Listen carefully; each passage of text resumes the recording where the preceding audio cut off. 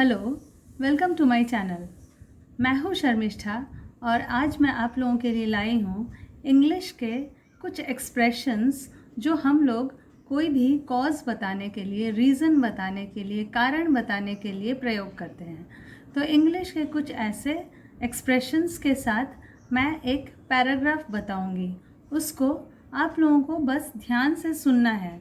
अगर आप ध्यान से सुनेंगे तो देखेंगे कि कितने तरह तरह के एक्सप्रेशंस यूज़ होते हैं इंग्लिश में, और उन एक्सप्रेशंस को यूज़ होते होते वो वाक्य भी कैसे बदल जाता है। अलग अलग तरह के वाक्य में अलग अलग एक्सप्रेशन यूज़ होते हैं। तो यहाँ मैं स्टार्ट कर रही हूँ। I go to the mountains every year because I love the mountains. Last year I had planned to go to Shimla as it is a beautiful hill station.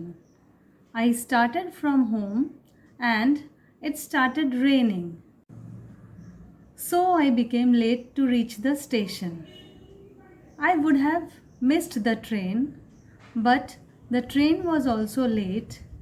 Therefore, I got the train. As I boarded the train, I could not find any place to keep my luggage. That is why a fellow passenger helped me.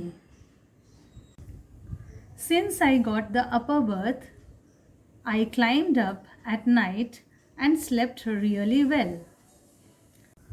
I wished to catch a toy train from Kalka, hence I got down at Kalka. I travelled by the toy train from Kalka to Shimla for the sake of enjoying the tunnels and bridges through which the train passes. Due to the beauty of the mountains, I keep visiting them. I have learnt a lot by visiting the mountains time and again. तो ये जो पूरा paragraph था, इसमें अधिकतर वाक्यों में, आखिरी वाक्य छोड़ के अधिकतर वाक्यों में कहीं ना कहीं कारण बताने की बात थी।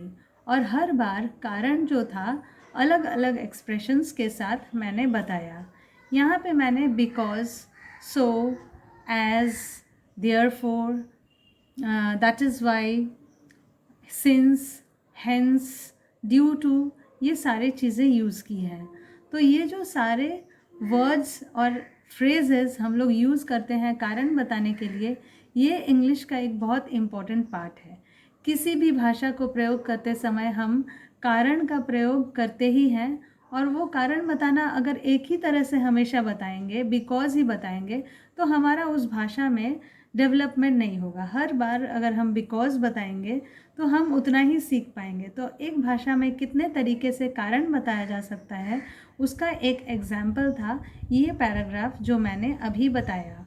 इसको अगर आप ध्यान से सुने होंगे तो ध्यान दिया होगा कि हर कारण बताने में मैंने अलग वर्ड्स के साथ साथ सेंटेंसेस भी डिफरेंट, अलग अलग वाक्य यूज़ किए हैं।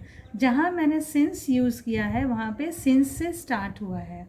जहाँ पे मैंने बिकॉज यूज़ किया है वहाँ पे कारण को बाद में बताते हैं, पहले क्या हुआ वो बताते हैं। और जहाँ हम सो यूज़ करते हैं वहाँ हम कारण को पहले बताते हैं और बाद में बताते हैं कि क्या किया है हमने। तो इस तरह से हमारा जो है वाक्य बदल जाता है जब जब हम कारण के लिए अलग अलग एक्सप्रेशंस यूज़ करते हैं। तो आज के वीडियो को अगर आपने ध्यान से सुना होगा तो आप एक्सप्रेशंस सीख जाएंगे, और आपके ध्यान में, दिमाग में अगर ये बात आ जाएगी तो आप देखेंगे अलग अलग किताबों में, या जब कोई न्यूज़ बोलता है या कुछ भी कोई रीड कर रहा है, बोल रहा है इंग्लिश में, या कहीं पे आप पढ़ रहे हैं, तो वहाँ पे कारण का प्रयोग किस तरह से अलग अलग रूपों में हो रहा है, वो आपका दिमाग जितना अलर्ट होगा वो उतना आप समझ पाएंगे। अपने अलर्ट दिमाग के साथ ध्यान से आप सुनेंगे और पढ़ेंगे तो आप जल्दी ही इंग्लिश में एकदम एक्सपर्ट हो जाएंगे।